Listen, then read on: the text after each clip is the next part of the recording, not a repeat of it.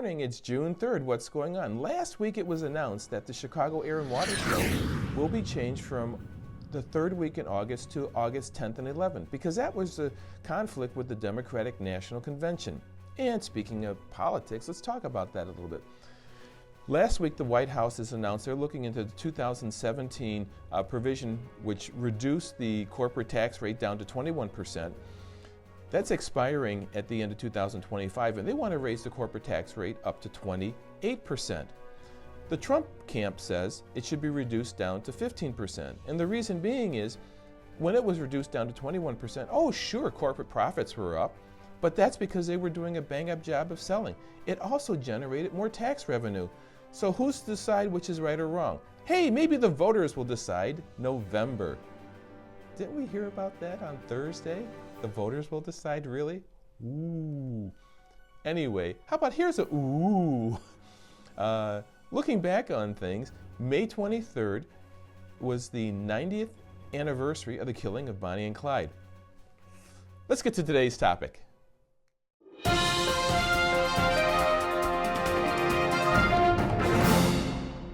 If you remember last week, I mentioned that we'll probably talk about Medicare Advantage plans for veterans. That's right.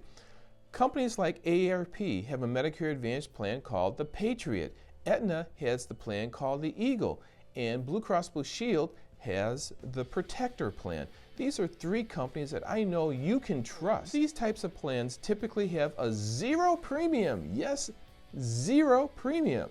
And they have, yes, a zero copay for doctor's visits.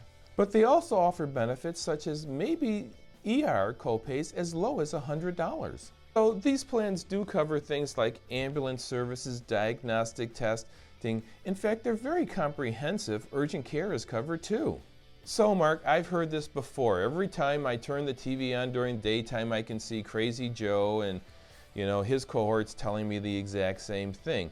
What makes these plans unique for veterans? Well, they're designed for veterans and they do not have prescription coverage because a lot of veterans will say, I'm getting my prescriptions from the local VA.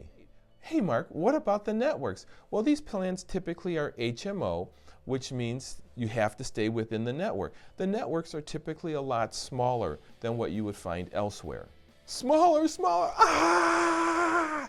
Don't worry about it, because this is supposed to be an alternative to the VA. It is not supposed to be your primary insurance typically. If you need it to be your primary insurance, veterans, then we need to have a different conversation. This is supposed to be, if you can't get into the VA, it's Plan B. And these doctors you probably don't go to anyway. Not that they're bad doctors, but because you, of course, are going to the VA. Yeah, I've heard horror stories about the networks. Okay, yeah, I'm not going to tell you that those stories aren't true. These policies are getting better and better as time goes on, but in all honesty, the providers, when they sign up for these plans, they're supposed to be there for a full year. We've experienced in the past, some providers are just saying, we're not going to see our patients anymore who have these plans, or they drop out of the network. Well, remember, it's supposed to be an alternative to the VA.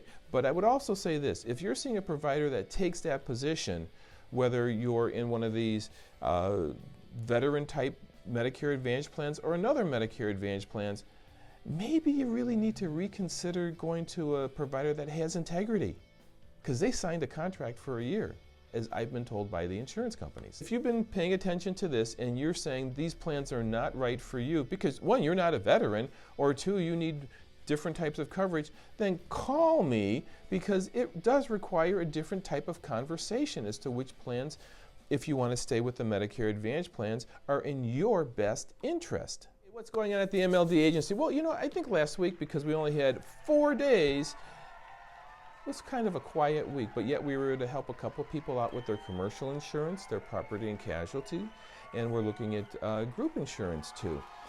So, hey, maybe next week we'll have a conversation on group insurance, why an employer should have group insurance for its employees. So, hey, look forward to that one. Until next week,